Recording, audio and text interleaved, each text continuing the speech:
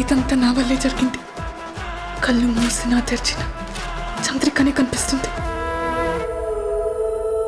Download and subscribe to ETV Win.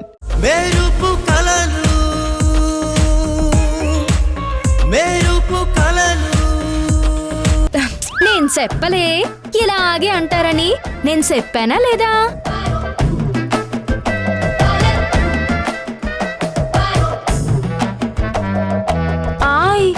మరి పెద్ద మనుషులు అన్నప్పుడు ఆ మాత్రం ఆలోచించాలి మరి.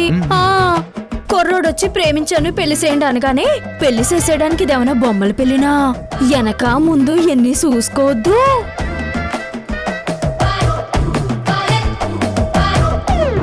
ఈ మేడం ఏంటి పెళ్లి చేయటానికి వచ్చిందా చెడగొట్టడానికి వచ్చిందా? ఆయన గారండి అంతే కదండి, మీరేం మాట్లాడరేంటండి? మాట్లాడండి ఆయన గారండి, మాట్లాడండి. నిజమే, సరిపోయారు ఇద్దరు. భలే జంటను తీసుకొచ్చాం దేవుడా. ఎవరమ్మా మీరు? అది నువ్వుండబ్బాయ్, పెద్దవాళ్ళు మేము మేము మాట్లాడుకుంటున్నాం. నమస్కారం అండి, నా పేరు మహాలక్ష్మి అమ్మ. మా ఇంటి ఆయన పేరు పిచ్చేశ్వరరావు. నా పేరు పిచ్చేశ్వరరావు అండి. మా తమ్ముడు పేరు కర్రసీను. అవును, నా పేరు కర్రీసీను. మేము ఈ రూపకి పెద్దమ్మ పెద్దనాన్న అండి. మీతో మాట్లాడదామని చాలా దూరం నుంచి వచ్చాము.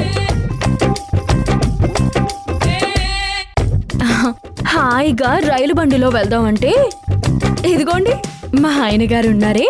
కాదే, నువ్వు రైలు ఎక్కడవేంటి, మనం ఏసీ కార్లో వెళ్దామని నన్ను ఏసీ కార్లో తీసుకొచ్చారండి. అంతా ప్రేమండి మా ఆయన గారికి. మా ఆయన గారంటే అంత ప్రేమ.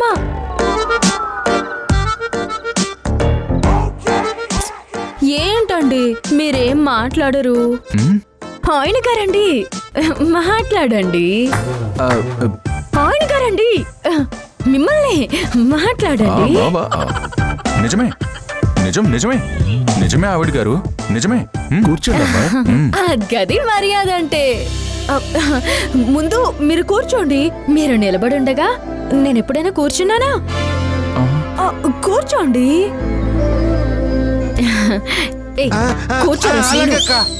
అమ్మో, ఏమే వీళ్ళకి మంచినీళ్ళు కాఫీ తీసుకురా. అయ్యయ్యో వద్దండి, గతికితే అతకదంటారు కదా.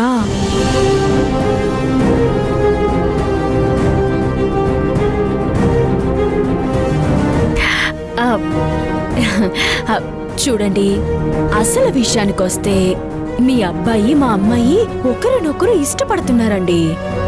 అది మీకు తెలుసు.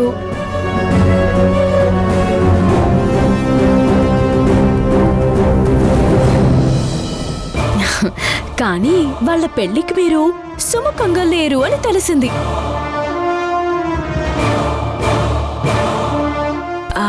కానీ మీరు వద్దనడానికి కారణం తెలిసేసరికి మిమ్మల్ని కలిసి మాట్లాడాలని మేము అంత దూరం నుంచి వచ్చాము.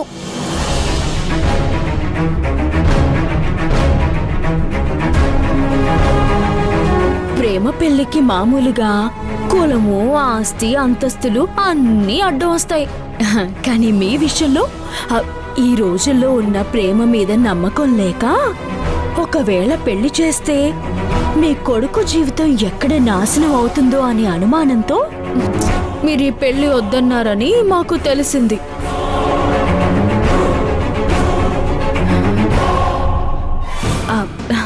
మీరలా ఆలోచించడంలో అర్థం ఉంది. కానీ ఒక ప్రేమని కాలాన్ని బట్టి అంచనా వేయొచ్చు. మీకొక కథ చెప్తాను. ఎవరిదో ఎందుకు, మా కథే చెప్తాను. మా ఇద్దరి కథే చెప్తాను.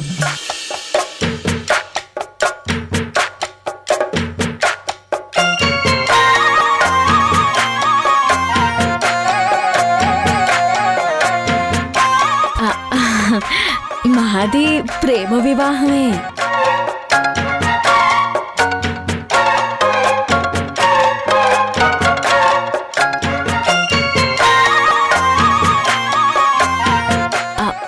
కలవడానికి మేనవాళ్ళమే అయినా వాళ్లకు మాకు ఆస్తి అంతస్తుల్లో చాలా తేడా ఉండేదండి.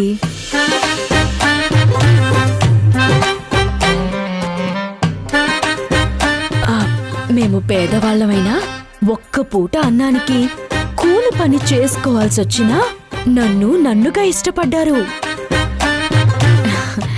నా మనసు గెలుచుకున్నారు, నన్ను గెలుచుకున్నారు. ప్రతిరోజు నన్ను చూడడానికి 10 మైళ్ళు నడిచొచ్చేవారు. నన్ను చూసేవారు, నా మాట కోసం తాపత్రయపడేవారు. కానీ మా నాన్న మీలాగే ఆలోచించారు. గొప్పింటి బిడ్డ నా కూతురుని నాశనం చేయడానికి ఇలా చేస్తున్నాడేమో అని పెద్దవాళ్లతో మనకెందుకు అని మా పెళ్లికి అస్సలు ఒప్పుకోలేదు.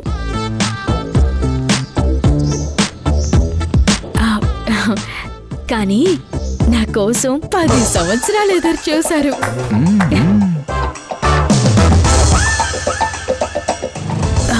చాలా మంది మమ్మల్ని వెళ్లిపోయి పెళ్లి చేసుకోమని సలహా కూడా ఇచ్చారు. అలా చేస్తే మా ఇంట్లో తనకి గౌరవం ఉండదని తను అస్సలు ఒప్పుకోలేదు.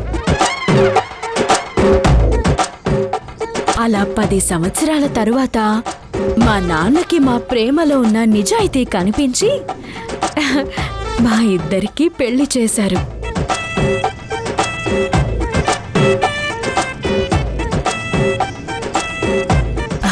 ఆ రోజు నుంచి ఈ రోజు వరకు మా ఇంట్లో నా మాటే శాసనం. ఆయన గుండె కోటకి నన్ను మహారాణిని చేశారు. చూస్తున్నారుగా, నేనేం మాట్లాడినా కాదు అనరు. అలాగే మా ఆయన నోటి నుంచి వచ్చిన మాటే నాకు వేద మంత్రం.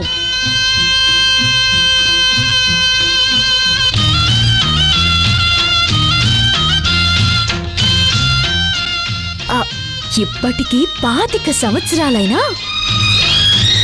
ఇంకా నాకు ఆ పెళ్లి రోజు నా కళ్ళల్లోకి చూస్తూ నా మెడలో కట్టిన ఆ మధుర క్షణమే నాకు గుర్తుంది.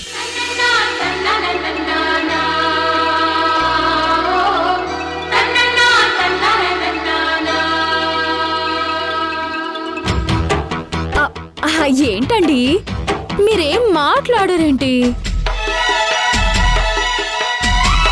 ఆయన గారండి, మాట్లాడండి. ఆయన గారండి, మాట్లాడండి. నిజమే, తను చెప్పింది నిజమే. నిజమే నిజమే. మీరు అతనికి రాసిన డైలాగు? అవునండి, తను చెప్పింది అక్షరాల నిజం.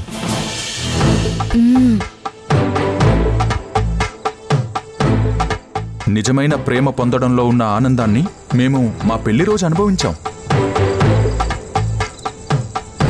రూప నా తమ్ముడు కూతురే అయినా వాడు చిన్నప్పుడే పోవడంతో మా పెంపకంలో మా ప్రేమలో పెరిగింది. అలాంటి అమ్మాయి ప్రేమని మీరు అనుమానిస్తున్నారని మాకు అర్థమైంది. కానీ మా అమ్మాయి గురించి, మా పెంపకం గురించి మాకు నమ్మకం ఉంది. అలాగే మా అమ్మాయి మీ అబ్బాయిని ప్రేమించింది కాబట్టి మీ అబ్బాయి మీద నమ్మకం, మీ పెంపకం మీద మాకు గౌరవం ఉంది. అయ్యో, మా ఆయన మాటల్ని తప్పుగా అర్థం చేసుకోకండి.